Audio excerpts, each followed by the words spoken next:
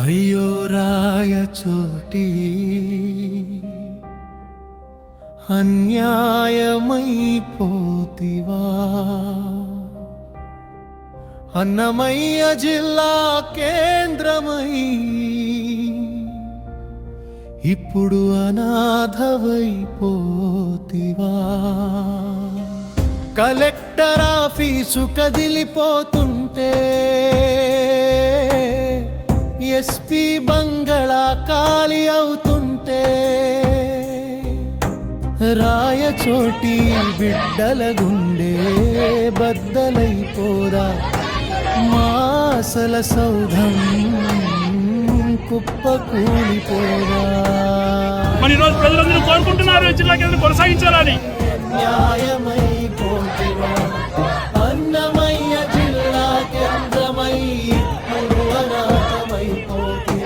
కేవలం పూరితంగానే ఈరోజు ఈ రాయచోటిలో ఉన్న హెడ్ క్వార్టర్స్ తీసేయడం, అన్నమయ్య జిల్లానే ముక్కలు ముక్కలు చేయడం, అది ఏం సాటిస్ఫాక్షన్ వస్తుందో వాళ్ళకు అర్థం కావడం లేదు. అధికారుల కార్లతో అభివృద్ధి హోరుతో మా ఊరు మహానగరమవుతుందని మురిసిపోయాం. కానీ నడి ఇంట్లో దీపం తీసి నడి రోడ్డున పడేస్తారా? మా ఆత్మ గౌరవాన్ని లారీలు ఎక్కించి తరలిస్తారా? ఇదేనా న్యాయం? మాకెందుకీ అన్యాయం? అయ్యో రాయచోటి అన్యాయమైపోతివా అన్నమయ్య జిల్లా కేంద్రమై ఇప్పుడు అనాథవైపోతివా. ఇప్పుడు మన జిల్లా వచ్చింది. శ్రీకాంత్ రెడ్డి గారు మంత్రి పదవిని త్యాగం చేసి రాయచోటిని 44 నెలలుగా జిల్లా ఉండింది. దక్షిణ కాశీ సాక్షిగా వెలిసిన మా సీమ ఇప్పుడు బోసిపోయి చూస్తుంది మా రాయచోటి అమ్మ. ఫైళ్ళు తరలిపోవచ్చు, ఆఫీసులు మారిపోవచ్చు, కానీ మట్టిలో పుట్టిన మాసలను ఎక్కడికి తరిమే రాయచోటి వాళ్ళ మనోభావాలు కాదా? ఇక్కడి ప్రజలు కాదా? ఇవాళ శ్రీకాంత్ రెడ్డి గారి యొక్క ముందు ఆలోచనతో ఈ ప్రాంతాన్ని ఆ రోజు జిల్లాగా చేయడం జరిగింది. మా జిల్లాను వెంటనే ప్రకటించి మా హక్కులను కాపాడాలని చెప్పి మేము పూర్తిగా డిమాండ్ చేస్తున్నాం. రోజులే మాకు మిగిలేనా?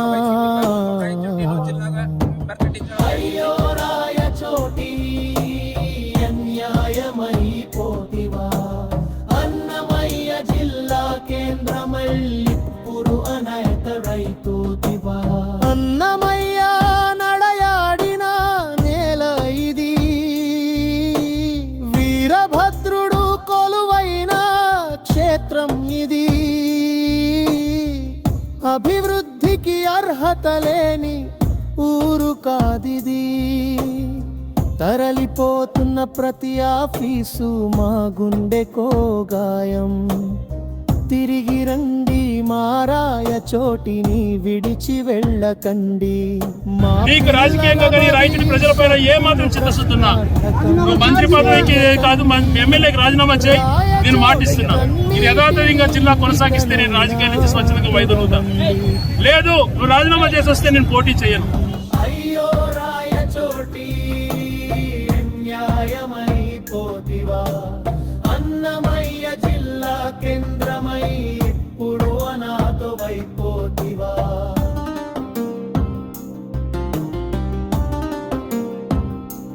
చోటే కావాలా మాకి, అన్నమయ్య జిల్లా కావాలా మాకి, రాయచోటి కావాలా.